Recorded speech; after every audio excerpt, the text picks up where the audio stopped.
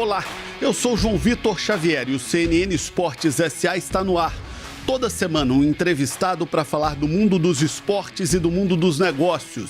Hoje eu recebo Silvio Matos, CEO da Libra, a Liga Brasileira que tem grandes clubes como Flamengo, São Paulo, Atlético, Grêmio, enfim, um dos polos para a tentativa de construção de uma liga única no Brasil. E a Libra acaba de assinar um acordo bilionário com a Rede Globo para a transmissão do Campeonato Brasileiro. Silvio, seja muito bem-vindo ao CNN Esportes SA. Obrigado, João, pelo convite. Obrigado à CNN.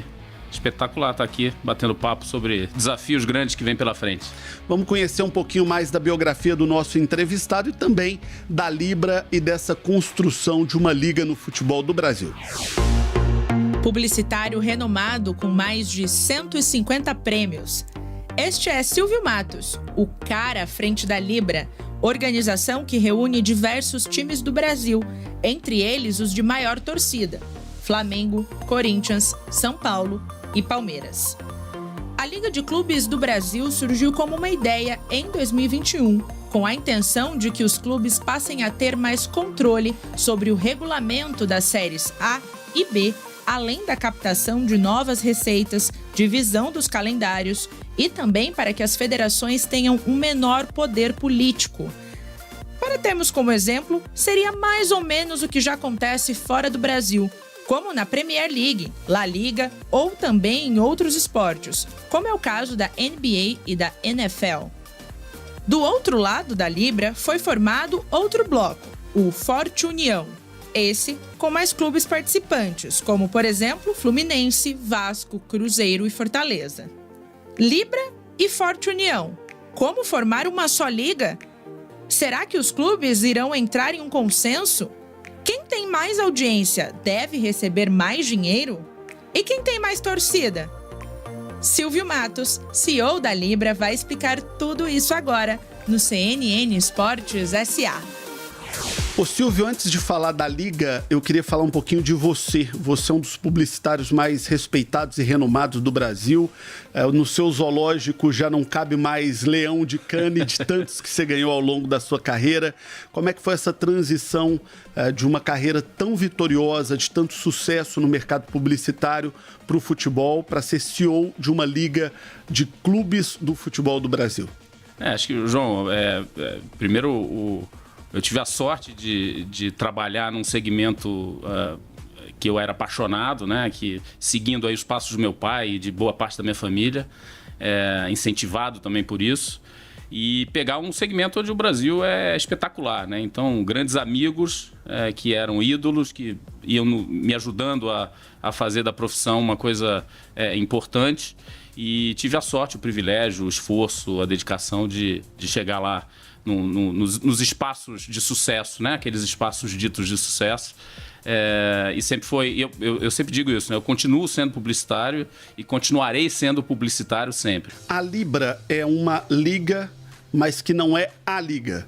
Porque Exato. Nós não temos uma única liga no futebol brasileiro. Isso. O que é a Liga hoje, para quem está nos assistindo em casa? E o que é a Libra hoje? Não temos ainda, só para fazer a ressalva de sempre. A Libra, na verdade, ela começa, né, originalmente com todos os clubes, com 40 clubes, 20 de Série A, 20 de Série B. Num determinado momento, não há um consenso sobre as atribuições de algumas decisões que precisavam ser feitas. E naquele momento de divergência, um determinado grupo resolve refletir sobre caminhos alternativos. Absolutamente natural, João. Isso aconteceu em todas as formações de liga, né? Algumas foram, inclusive, dramáticas, né? A gente tende a olhar para o produto pronto, mas a gente esquece de entender e estudar a trajetória, né? Então, quando a gente pega as grandes ligas do mundo, Premier League, sofreu ali uma série de problemas para ser o que ela é hoje, né? Desafios enormes. A Liga Espanhola, que é um grande exemplo para nós também, a La Liga, teve decreto real para acontecer. A própria NFL, como liga, não é um futebol, mas é um futebol americano, passou também por dinâmicas, enfim, medidas de Richard Nixon, presidente americano, para tomar decisões em cima da junção das ligas. Então, todos saíram com blocos e chegaram a um bom final. Por isso que eu acho que eu sou um otimista nesse sentido, vendo e prevendo que a gente vai chegar. Então, houve uma cisão, houve um grupo que se dirigiu para um caminho alternativo, com muito respeito. Eu acho que, né, os clubes se respeitam, eles são adversários em campo, mas são clubes que convivem externamente muito bem, principalmente por conta da CBF, que tem uma série de agendas onde todos os clubes estão juntos. E ali eles fizeram um caminho, né? A Liga Forte, naquele momento, criou o seu próprio caminho, depois chegou a um grupo de investidores, né? Se fortaleceu de fato como um bloco, e nós seguimos um outro caminho. Então a Libra hoje, ela representa, né, um conjunto de clubes, né, um conjunto de clubes muito importantes no país, e esse conjunto de clubes fez a sua negociação, achou o caminho da negociação comercial e não da negociação com o investidor, embora a gente consiga manter a conversa com os investidores hoje muito ativa e muito relevante, mas o caminho decidido por nós foi o caminho da negociação de mídia, num primeiro momento, para depois retomar o que seria com os investidores. Então é um bloco comercial e é um bloco hoje ativo que passa a ter uma agenda prevalente, buscando também a conversa com a Liga Forte União, que reúne os demais clubes e com os quais a gente tem que ter uma certa conversa em andamento o tempo inteiro para que a gente possa encontrar soluções para formar a tal da liga, que aí sim seria uma liga com todos, que organiza o desporto e organiza todas as questões de ativos de mídia, tudo aquilo que envelopa o produto do futebol. Ô Silvio, quais são hoje os clubes que estão na Libra? Então são os 5 de São Paulo, né? Corinthians, Palmeiras, Santos, São Paulo, Red Bull, Bragantino, o Flamengo, o Grêmio, o Atlético Mineiro e o Bahia. Aí a gente tem o Vitória também, e temos na Série B Novo Horizontino, Mirassol, Ponte Preta, Paysandu, Brusque. Temos o ABC e o Sampaio Corrêa, que estão na C, e faltou o Guarani e o Ituano. Então é isso. Tá? Corinthians? O Corinthians, ele ainda é membro, por isso que eu citei aqui, né? O Corinthians ainda é membro da Libra, continua dentro do nosso estatuto, continua seguindo a sequência das nossas conversas. Ele passou por uma mudança de administração, assim como o Santos, né? Teve eleição na virada do ano, quer dizer, eleição no final do ano, nova gestão, reflexões, faz parte do processo, você mesmo comentou sobre isso. E eles acharam por bem, no Corinthians, ter uma série de outras conversas, né? Então eles foram ao mercado, olharam, inclusive conversaram com a Liga Forte União, conversaram com outros interessados, né, em entrar no Corinthians, que é um grande clube, é um grande ativo do futebol, mas ele continua como membro da Libra. Ele apenas não assinou neste primeiro movimento o contrato de venda de direitos para a Globo, como a gente fez. A gente deve ter uma posição final do Corinthians estabelecida de boa fé aqui entre nós, com o próprio Corinthians, presidente Augusto e os demais executivos com os quais a gente vem conversando, devem tomar essa decisão final em breve, se não essa semana, no início da próxima semana. A gente tem auxiliado aí no entendimento daquilo que a gente compreende que é um caminho saudável, né? A Libra tem ela é muito dogmática nos seus princípios e na sua visão estratégica e absolutamente agnóstica na sua execução, né? Então esse é um pensamento que nos desenha sempre ali dentro da Libra, com as lideranças dos clubes, né? O protagonismo dentro da Libra é dos clubes, a decisão é dos clubes, né? Nós não temos, portanto, a figura do investidor com esse poder de influenciar e tomar a decisão. A gente depende realmente do colegiado dos clubes e do entendimento e alinhamento deles. Então, é muito importante a posição do Corinthians conosco. No entanto, ele tem o tempo dele para tomar a decisão. E como o contrato andou, né, ele está sendo concluído, infelizmente a janela de tempo ela vai apertar, porque na conclusão do contrato, que se dará nos próximos dias aqui, o Corinthians vai ter que tomar uma decisão, e a gente tem certeza que a decisão do presidente Augusto vai ser na direção correta para o clube, em primeiro lugar, e na sequência a gente entende que aquilo que a Libra hoje oferece como distribuição de valores é muito substancial, é muito concreta e com um parceiro que entende muito de produto do futebol brasileiro e que quer ajudar esse conjunto de clubes da Libra e também os demais, num futuro próximo, a constituir aquilo que é melhor. Então, acho que estamos numa linha boa com o Corinthians. A Libra acaba de fechar a venda dos seus direitos para a Globo, que é um tradicional exibidor do futebol brasileiro, é uma casa muito forte no futebol brasileiro.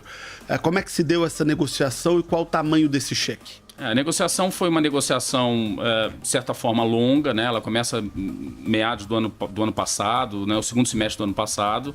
Ela começa muito incipiente, com uma provocação de estímulos, né? A se pensar num novo modelo.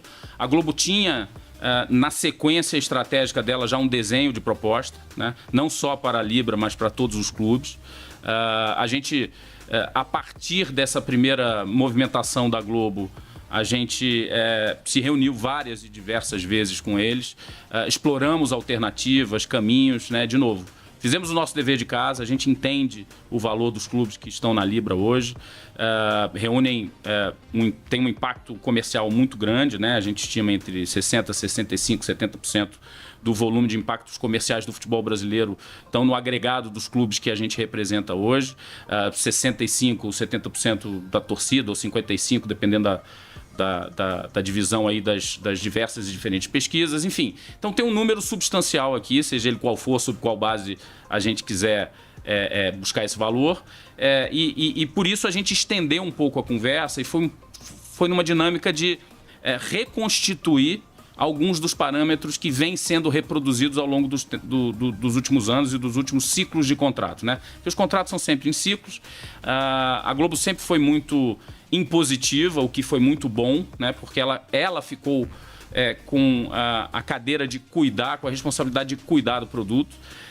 E o que uma liga traz, né? E nesse momento os blocos trazem, é um movimento para cuidar do produto, também junto com a emissora que vier a fazer a sua transmissão. Então, para nós foi muito importante manter a conversa com a Globo, mas esmiuçar e tentar entrar em detalhes novos nessa conversa. O resultado foi um avanço substancial, né, do ponto de vista comercial. A gente alcançou um número que a gente queria e um número que estava distante ainda da mesa no processo de negociação, mas com um bom arranjo a gente chegou a um bom termo com a Globo. É um contrato de 5 anos, é um contrato que estabelece um piso, né? Portanto é uma base do limite inicial da geração de valor de um total de 6,5 bilhões de reais. O que, se você fizer, nós temos um conjunto de 171 jogos do Campeonato Brasileiro entregues por esses clubes que hoje estão na Libra. Então, se fizer uma conta aqui, vai dar mais ou menos 8 milhões e 800, 8 milhões e meio por jogo, né, dependendo das referências que a gente use aqui. E ele chega a mais porque a gente conseguiu uma parceria com o Premier, que é a plataforma direta ao consumidor, né, é o pay-per-view da Globo, que também vai estar conosco e é onde os clubes têm uma participação direta no resultado. Essa participação também foi remodelada, sempre houve uma participação, a gente remodelou, né, naquilo que a gente entende que seja o melhor para o produto, o que gera um benefício para a Globo e gera um benefício também para os clubes. Então, ao longo do tempo, a gente acredita que esse valor possa, inclusive, crescer de maneira assim, bastante relevante e trazer mais dinheiro para a mesa e mais dinheiro para os clubes e mais dinheiro para o produto. Então, esses são os números do acordo com a Globo. Presidente, eu recebi aqui nessa mesa a maior parte dos dirigentes do futebol brasileiro ao longo do último ano e é óbvio que esse assunto foi amplamente tratado. E a gente percebe uma discussão muito profunda a respeito da questão do Flamengo e do Corinthians, que são parte da Libra, que são uma solução, obviamente, para a Libra, porque são duas das maiores torcidas do Brasil, mas que também acabam sendo, em algum momento, um problema, porque há um enfrentamento de outros clubes com o histórico das negociações envolvendo Flamengo e Corinthians. Como é que está sendo equalizada essa questão? E eu tenho certeza que deve te tirar muito sono porque é uma negociação muito delicada de se fazer. Como é que está sendo trabalhado isso para que se construa uma proposta justa para todos, atrativa para quem está do lado de fora e respeitosa para quem já está do lado de dentro da Libra? Olha, posso te dizer que me tirar o sono não é um privilégio do Flamengo nem do Corinthians. Me tirar o sono, o Bahia me tira o sono, o Palmeiras me tira o sono, o São Paulo me tira o sono, porque quando você está engajado em constituir algo de valor comum e que possa ser um alinhamento entre tantas cabeças distintas, que vêm de origens diferentes, né, embora estabelecidas no mesmo segmento, vêm de origens e pensamentos comerciais diferentes, todos eles têm que ter o mesmo nível de respeito por aquele que está sentado aqui numa mesa de agregar pontos de vista e influenciar caminhos futuros. Então, dito isso, o Flamengo obviamente exerce uma força, o Flamengo é uma máquina, né? O Flamengo é uma referência hoje no futebol brasileiro em termos de campo e fora do campo, né? O trabalho do presidente Landim, o trabalho precedente espetacular, grande exemplo. E o Flamengo acaba se tornando quase como um mito nas conversas, né? Não, o Flamengo exige isso, o Flamengo exige o melhor que ele pode exigir, mas para fazer justiça, ele sempre exige aquilo que é melhor para o conjunto de clubes que hoje está na Libra, né? Evidentemente, ele se usa como exemplo, mas a referência do exemplo dele é positiva para os demais clubes da Libra, né? A gente tem uma organização processual dentro de processos dentro da Libra, de gestão. A gente tem um comitê do qual faz parte o Flamengo, mas também faz parte o presidente Júlio Casares do São Paulo, o Bruno Musi do Atlético, CEO do Atlético Mineiro, o Raul CEO do Bahia e do Grupo City, que traz elementos importantes internacionais, um pensamento global super relevante para a gente entender como é que gera maior valor. Então, nesse conjunto, nesse comitê, por exemplo, a discussão é franca, aberta, dinâmica, ela passa por exigências, mas ela passa por exigências do Flamengo, ela passa por exigências do Bahia, ela passa por exigências do Atlético e do São Paulo. E eu acho que esse foi o nível melhor que a gente encontrou para a coisa andar sem ter esses silos e essas supostas ilhas de exceção no formato da negociação comercial que a gente vinha trazendo. Então, o Flamengo também teve uma postura magnânima ao abrir mão de determinados privilégios que o Flamengo, por bem, conseguiu ao longo da sua história, contratualmente, né? Em nome do conjunto de clubes que formam a Libra. Então, ele não só se tornou líder desse processo, como ele se tornou um influenciador positivo para isso. Do outro lado, a gente tem, por exemplo, a Leila, né, que comanda o Palmeiras, com o sucesso que o Palmeiras vem fazendo nos últimos anos, que é uma pessoa extremamente habilidosa, ao mesmo tempo exigente, né, muito dura naquilo que é melhor para todos, né, sem considerar nunca um viés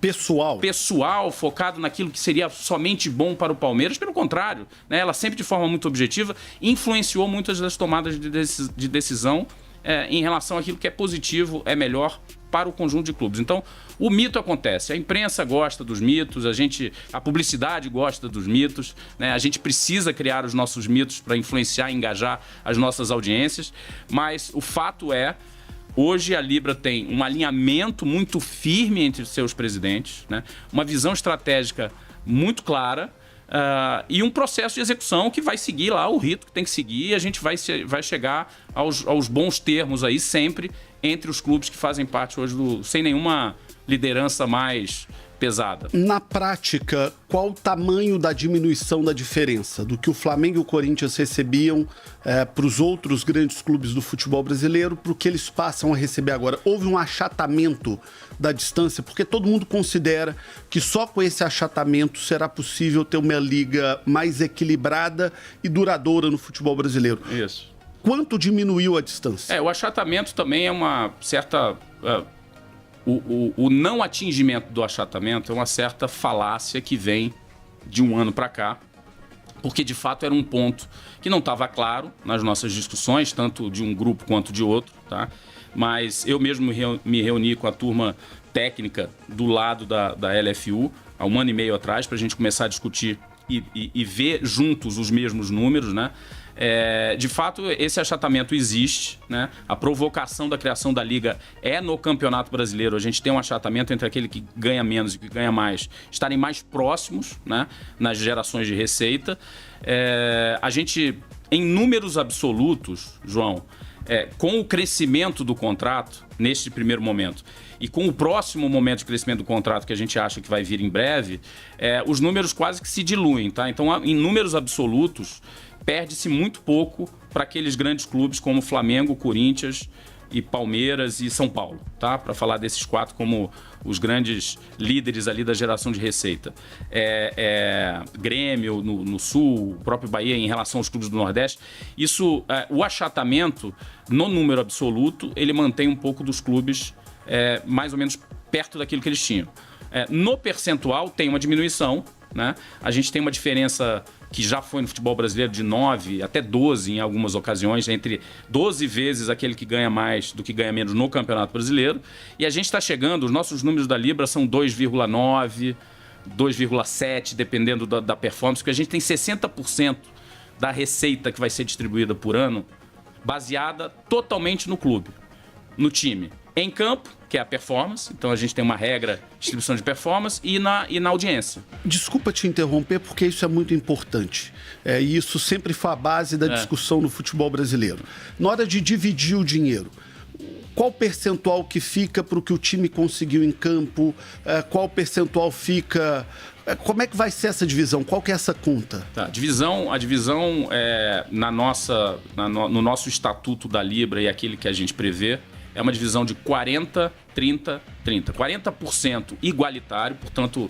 Todo mundo recebe igual, 40%. Todo mundo recebe o mesmo cheque relativo a 40% do contrato naquela temporada. Tá?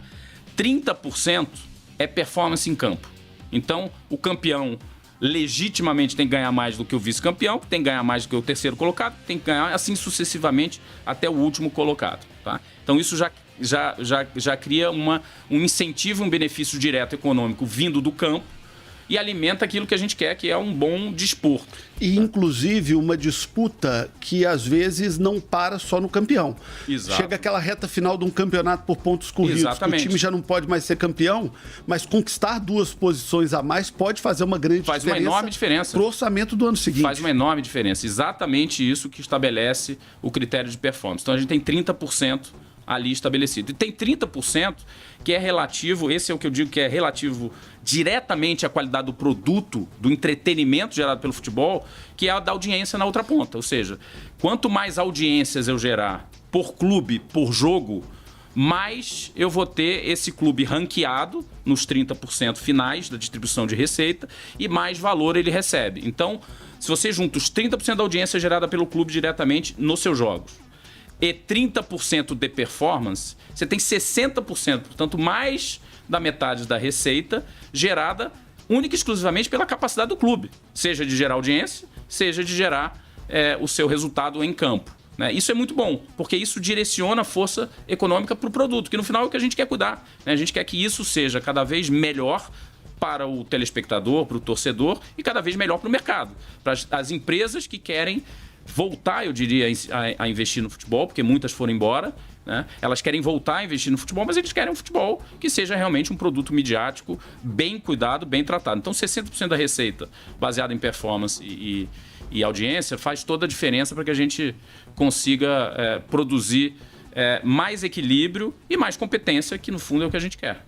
Como eu te disse, já recebi quase todo mundo aqui e o sentimento era o seguinte: vai ter liga, vai dar certo, todo mundo vai conseguir. Depois, tem que ter liga, precisa dar certo e vamos tentar conseguir. E hoje é o seguinte: queremos que tenha liga, mas já não sabemos se vai dar certo e se vamos conseguir. O que falta para dar certo se todo mundo diz querer fazer uma liga única no futebol brasileiro? Olha, João, assim, eu acho que faltava a Libra estabelecer o seu contrato comercial, né? Já que, do outro lado, eles já tinham fechado um contrato com investidores, que é um contrato, não deixa de ser um contrato comercial, não é de venda de direitos, mas é um contrato que estabelece o modelo econômico-financeiro daquele conjunto de clubes. Do lado de cá, a gente tinha uma série de conversas, né, que se mantém, mas a gente não tinha fechado ainda o modelo, certo? pelo qual a Libra caminharia nesse próximo ciclo. Fechamos, tá? Tá fechado, tá garantido, tá concretizado. Isto posto, é natural agora que o próximo passo seja como é que a gente encaminha essa discussão com os dois lados, ambos calçados pelos seus modelos econômicos. Pouco importa se o modelo A é melhor que o modelo B, são modelos escolhidos por profissionais e pelos presidentes dos clubes para que dessem sequência aos seus caminhos estratégicos. Feito isso, agora cabe às lideranças de ambas as partes sentarem cada vez de uma forma mais transparente, mais correta, mais ética e tentar amarrar os pontos para que a gente possa consolidar um movimento de liga. Se ele vai acontecer ou não vai acontecer, depende muito dessas cabeças todas e das suas intenções e ambições. Eu diria que hoje há um goodwill, há um espaço mais aberto para que isso ocorra, para que a gente possa aproximar as pontas. E é a intenção dos clubes, quer dizer, ninguém aqui se juntou lá atrás, esse esforço todo feito lá atrás, não foi um esforço para se criar bloco comercial. Foi um esforço para se criar uma liga. Se o meio do caminho, né, se a ponte necessária a ser construída para a gente chegar do outro lado foi o modelo comercial do nosso lado da venda de direitos e foi o modelo de investidor do lado de lá, que seja, mas que a gente continue caminhando na direção do que a gente quer que é a liga. Então eu não vejo obstáculo. Agora, existem critérios distintos, como eu disse. Nós temos um dogma na nossa estratégia, mas somos agnósticos na nossa execução. Então a gente pode mudar a capacidade e o desenho da nossa execução para se aproximar. O que a gente tem mais dificuldade são os nossos olhares estratégicos, aquela potência que representa o conjunto de clubes que a gente tem aqui, mas está tudo na mesa para a gente contribuir para essa construção. Tá na hora do Giro SA, as notícias do mundo dos esportes e do mundo dos negócios. No oferecimento de Gerdau, o futuro se molda. Vamos lá.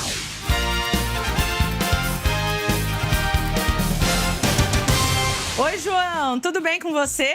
Giramos hoje com uma notícia boa do Atlético Mineiro. Isso porque a Arena MRV atingiu um recorde de receita líquida no Campeonato Mineiro deste ano. Ao todo, o Galo faturou cerca de 7,9 milhões de reais. Esse valor é superior ao dobro do que o Galo obteve nas edições de 2022 e também 2023 somados. É a nova casa do Atlético Mineiro rendendo bons frutos para o clube.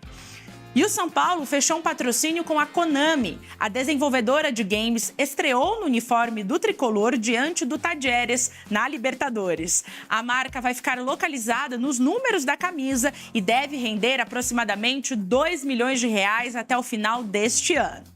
Mas agora a gente pega uma ponte aérea de um tricolor para o outro, porque a Superbet, que também é patrocinadora master do São Paulo, vai ser a patrocinadora principal do Fluminense. A marca inglesa fechou um contrato com o tricolor das Laranjeiras por 3 temporadas, num valor de 52 milhões de reais anuais. A estreia da marca na camisa será contra o Colo-Colo, no dia 9 de abril, pela segunda rodada da Libertadores da América. É isso, João. Eu volto com você e com o Silvio Matos com muito mais no CNN Esportes SA. Até a próxima. Daqui a pouquinho voltamos com o CNN Esportes SA com o Silvio Matos, que é o CEO da Libra, um dos blocos comerciais, um projeto para a Liga do Futebol Brasileiro. Eu quero saber depois do intervalo, quem vai ceder? Libra ou Liga Forte Futebol União? Daqui a pouquinho a gente fala disso. Daqui a pouco eu volto com o CNN Esportes SA.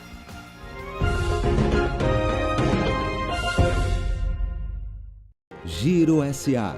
Apoio.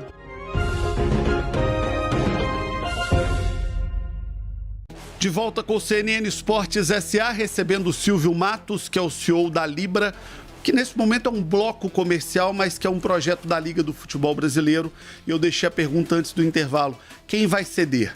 Libra ou Liga Forte União? Acho que os dois vão ceder, né? Talvez o termo não seja ceder. Seja compor? Talvez seja compor, talvez seja redesenhar, né? Eu acho que tem muitos termos positivos aí nesse avanço de conversa, né? Eu acho que não é ceder. Ceder parece uma coisa de que a gente estabeleceu princípios sobre os quais a gente não vai negociar. Alguém está perdendo, né? Ou que alguém ninguém quer perder, ninguém cede. Exato. Mas eu acho que isso fez parte da origem dessa conversa toda, da discrepância e da divergência entre os clubes, entre os blocos, né? Mas acho que não, acho que está mais maduro o processo, né? De novo, como eu falei já, ambos com seus caminhos pré-estabelecidos. Então, acho que agora essa discussão não cabe mais. A discussão que cabe é o que a gente pode fazer para criar a liga como um todo e como que essa liga, para todos os clubes, vai gerar os melhores benefícios para todos, né? Porque nunca vai haver uma liga apenas para um conjunto de clubes. Então, acho que não é tão distante, embora seja muito difícil, né? Porque a gente tem que passar por alguns obstáculos aí que surgiram no caminho, que já haviam na história da cultura brasileira de como é a organização do futebol. A gente lembra de Clube dos 13, uma tentativa, Primeira Liga, outra tentativa. Então, não foi fácil chegar até aqui, né? Eu acho que todo mundo tem mérito, mas do lado de lá, João, a gente enxerga novas lideranças também, né? A gente tem o Gabriel no Cruzeiro, a gente tem o Marcelo Paes no Fortaleza, a gente tem lá o Mário Bittencourt, a gente tem lá gente muito inteligente, preparado, o Alessandro Barcelos, gente que obviamente está olhando para o futuro do futebol. Eles não estão ali, né? O pessoal que assessora comercialmente, que é a Live Mode, os investidores, General Atlantic e o Carlos Gamboa na LCP, gente que quer realmente constituir algum valor ali, né? Seja a extração dele, porque são investidores, mas só vai ter extração de algo que vale. E só vale, ou vale mais, quanto melhor ou quanto mais próximo a gente tiver da formação da Liga. Do lado de cá, a mesma coisa. Muita gente interessada, grandes lideranças, os grandes pensadores do futebol brasileiro hoje, né? Já citei aqui a Leila, o Júlio Casares, o próprio Landim. A maneira como eles se reúnem para pensar, né? O Alberto Guerra lá no Sul representa muito bem essa nova intenção do futebol brasileiro de se organizar em busca de mais visibilidade, melhor organização e um produto mais digno, que também gere outras condições benéficas para a estrutura do futebol. Então, está todo mundo alinhado. É claro que quando a gente fala de uma liga, a gente vai muito além do direito de TV. Tem muito dinheiro que pode estar nessa mesa que ainda não está, porque não se fecha o acordo de uma liga única. Onde é que está esse dinheiro? Qual é esse dinheiro que ainda não veio para a mesa e qual o tamanho dele? Olha, eu acho que um dinheiro que não veio para a mesa, que a gente tem que olhar rapidamente, é o direito internacional. Então, esse é um direito que, obviamente, depende da união de todos, né? Ou depende mais, ou extrai mais valor, se depender de todos. Então, isso é um enorme benefício. Outros direitos correlatos, como naming rights, como outras ativações importantes, que de novo, como eu citei, por onde as marcas querem voltar, as grandes marcas brasileiras e muitas das marcas internacionais querem voltar ou querem ativar seus produtos através das plataformas de futebol, mas querem um produto digno que circule pelo mundo, né? Então, quando você vê uma liga como a inglesa, você tem investidores, marcas globais que patrocinam. O Brasil não tem uma marca global patrocinando uma placa durante um jogo. Por quê? Porque esse jogo não passa fora do Brasil. Então, a marca global, como posicionamento global, não vai fazer um investimento muito alto, né, naquilo que poderia ser uma janela de exibição internacional gloriosa e produtiva, se a gente for a muitos países, né? Quando você vê na Fórmula 1, por exemplo, você consegue enxergar o Grande Prêmio em diversos e diferentes países, com as marcas globais estabelecendo seus contratos de visibilidade. A gente não tem poucas marcas locais na Fórmula 1 e muitas marcas internacionais. Por quê? Porque a visibilidade internacional é enorme. A gente quer exatamente trazer isso. Silvio, a gente tem muitos modelos muito bem sucedidos de negócios no esporte, mundo afora. A gente pode falar de Fórmula 1, a gente pode falar das ligas europeias, como a La Liga na Espanha, a Premier League na Inglaterra. A gente tem o esporte americano, que é um centro muito poderoso de negócios do esporte, a NBA, NFL e tantos outros. Qual é o modelo que vocês entendem ser o adequado para o futebol brasileiro? O que a gente tem a aprender com essas grandes e bem-sucedidas experiências? Acho que a gente tem que aprender tudo, né? Acho que não tem restrição para aprender. Estamos tão mal assim? Estamos tão mal assim? Não, porque a gente não tem liga, né? A gente não passou por esse fundamento. A gente tem uma federação e uma organização de federações estaduais que fez um trabalho belíssimo até aqui. A gente tem uma compradora há muitos anos dos direitos. Então, a configuração brasileira é distinta porque a gente nunca teve essa formação de uma liga privada, né, cujo interesse seja maior e mais amplo. Por isso que eu digo que a gente realmente tem que aprender com todos eles, né? E cada um deles tem uma boa lição, né? E como eu falei no início, todos eles passaram pelo mesmo tipo de processo, ou seja, dificuldades no início. A NFL, por exemplo, eram duas ligas, né? Era a American Football Conference e a National Football League. E até hoje tem como conferências e que se entenderam ali, Se entenderam, né? Mas levou assim, depois que se entenderam, né, em 1966, eu acho que houve um entendimento entre as duas ligas americanas de futebol, elas só foram se juntar como um produto único 4 anos depois. Então, de novo, se esse é um grande exemplo, hoje é o produto midiático mais valioso do esporte, né? A NFL. E se eles levaram 4 anos depois de uma decisão, quer dizer, por que a gente não pode levar 3 anos? Né? Então, acho que a gente tem que correr atrás do tempo, né? Acho que é um desconforto necessário para todos nós aqui no Brasil, mas a gente tem que entender que todo mundo passou por um problema ali no início para chegar a um consenso ou um alinhamento. Então, eu não vejo nenhum problema e nenhum desafio de não tentar, né? Eu acho que não tentar é o que nos tira, muitas vezes, as possibilidades de construir algo de valor nesse país e principalmente no futebol, né? Já que é o tema tão relevante e tão popular. A gente vai aprender com todas elas. Eu acho que a Premier League, sem dúvida nenhuma, é aquela que mais nos traz aprendizados, né?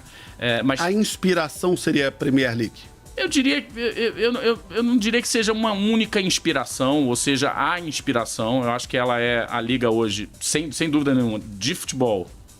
É a liga que mais valor extrai, né, dos seus produtos, e principalmente seus direitos de transmissão e etc. Então a gente, obviamente, tem que aprender bastante com eles. Mas o Brasil tem características próprias. Então a gente não vai fazer um modelo, na minha visão, tá? Na minha visão, a gente não vai fazer um modelo, pegar a Premier League e colocar aqui. Né? Eu acho que a gente não deveria fazer isso. Mas tem muita coisa pra gente aprender ali, né? A gente tem que aprender. De qualidade de campos, de envelopamento de produto. Não, câmera, transmissão. Qualidade de transmissão. Iluminação de partida, né? Hoje você vê 2 partidas. Assim, hoje, quando você liga a televisão e vê uma partida de Premier League, você não sabe nem quem tá jogando, você sabe que é da Premier League.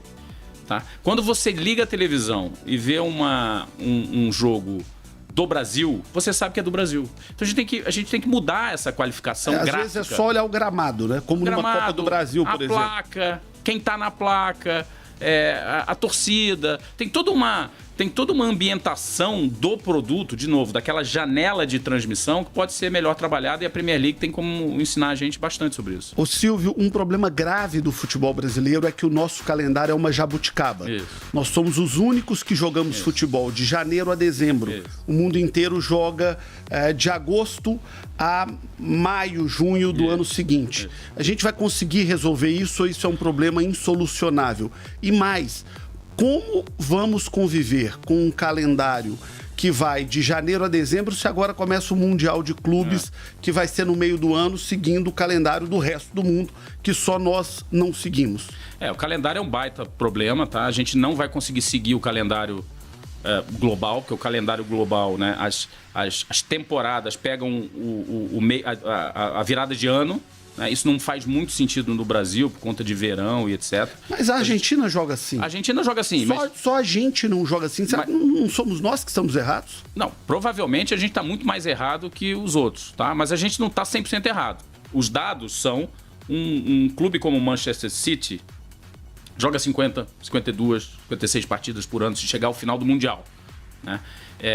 Um Flamengo, um Palmeiras vai jogar 78, vai jogar 80, vai jogar 74 partidas. Quer dizer, um número, assim, são 30 partidas a mais que um joelho do Rafael Veiga tem que encarar, né? Que uma perna do Pedro tem que encarar. Quer dizer, num país continental. Num país continental, né? Com campos horrorosos em muitos desses campeonatos. Que uma partida é em Lisboa, outra partida é em Moscou, né? Essas são as nossas distâncias. A gente teve o Luis Soares aí, recentemente. E com uma amplitude térmica até muito pior do que na Europa, né? Não. Porque o cara às vezes joga a 2 graus em Caxias do Sul, 3 dias depois ele joga a 30 graus em Fortaleza. É isso. Mas isso também faz parte daquilo que é o futebol futebol brasileiro. Então, a gente também não pode simplesmente negligenciar que somos o país que somos, né? Ignorar que isso nos traz alegria, nos traz ousadia, nos traz um público absolutamente, um público que todo mundo identifica como o melhor público, né? Aquele público mais caloroso do futebol, né? O John Textor dá essa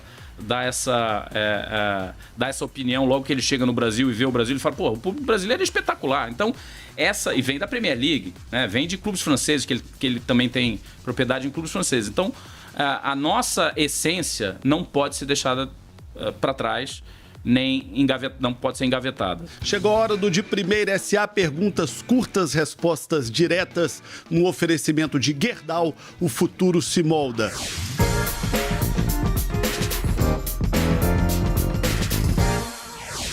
A Liga vai dar certo? Acho que a Liga vai dar certo. Como você não perguntou o tempo, eu vou dizer que ela vai dar certo, sim. Quanto tempo? Eu diria que, assim, no máximo 5 anos, porque esse é o ciclo que a gente assinou aqui na transmissão, mas eu diria que eu sou otimista e possibilista. Então, acho que 3 anos, 3, 4 anos a gente poderia ter, né, essa liga. E o futebol brasileiro vai dar certo? Tenho perguntado a todos que passam por aqui. Já deu, né? Eu acho que já deu. Eu acho que ele precisa corrigir rota. Acho que ele precisa aprender bastante. Mas, de novo, nunca vão ouvir de mim que o futebol brasileiro não deu certo, né? Eu acho que essa é a razão pela qual muitos desses novos jovens líderes dos clubes, o movimento de SAF, o movimento das formações dos blocos que vão levar a liga, tudo isso é extrato de um novo futebol se desenhando. Então, o futebol deu certo, ele precisa se aprimorar muito, né? Ele precisa melhorar muito. Mas ele tem que melhorar como o Brasil tem que melhorar, como todas as nossas categorias têm que melhorar. Eu acho que melhoria contínua é o que todo mundo busca o tempo inteiro. Mas eu acho que ele já deu certo. Silvio, obrigado pela entrevista, boa sorte, sucesso. Vamos torcer muito para que, independentemente de qual seja o modelo, qual seja a composição, mas para que dê certo esse processo para o nosso futebol. Obrigado. Uma vez torcedor, sempre torcedor, né? Seja pelo clube, seja pelo time, seja para que a liga dê certo e que as ligas e os blocos deem certo também. Obrigado você, João. Obrigado pelo convite. Muito obrigado. CNN Esportes SA volta na próxima semana, sempre com um convidado especial para falar do mundo dos negócios e do mundo dos esportes aqui na CNN Brasil. Obrigado pela sua audiência e até lá.